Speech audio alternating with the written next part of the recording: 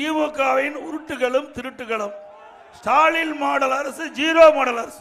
திராவிட முன்னேற்ற கழக தேர்தல் அறிக்கையில் குறிப்பிட்டிருக்காங்க. இந்த சட்டமன்ற தொகுதியில் சங்கரன் கோயில் ஜவுளி பூங்கா அமைக்கப்பட்டிருக்காங்க. அமைச்சாங்களா? இந்த தென்காசி மாவட்டத்தில் கடைநல்லூர்ல அரசு பாலிடெக்னிக் கல்லூரி அமைக்கப்பட்டாங்க. அமைச்சாங்களா? தென்காசியில் அரசு சட்டக்கல்லூரி அமைக்கப்பட்டாங்க. அமைச்சாங்களா? புளியங்குடியில பழங்கள் மற்றும் காய்கறிகளுக்கான குளிர்பதன வசதி ஏற்படுத்தப்படும். செஞ்சாங்களா? கொப்பரை தேங்காய்க்கான மின்சார உலர் வசதி ஏற்படுத்தப்படும் சொன்னாங்க. செஞ்சாங்களா? தென்காசியில சிறப்பு பொருளாதார மண்டலம் அமைக்கப்பட்டாங்க. அமைச்சாங்களா? எங்க தென்காசியில புதிய அரசு மருத்துவக் கல்லூரி அமைக்கப்பட்டாங்க. அமைச்சாங்களா?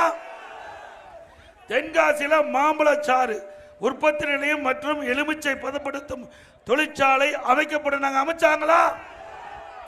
ராமநதி ஜம்பு நதி ஆறுகள் இணைப்பு திட்டம் முன்னெடுக்கப்பட்டாங்க. முன்னெடுத்தாங்களா? அதை கைவிட்டுட்டாங்க.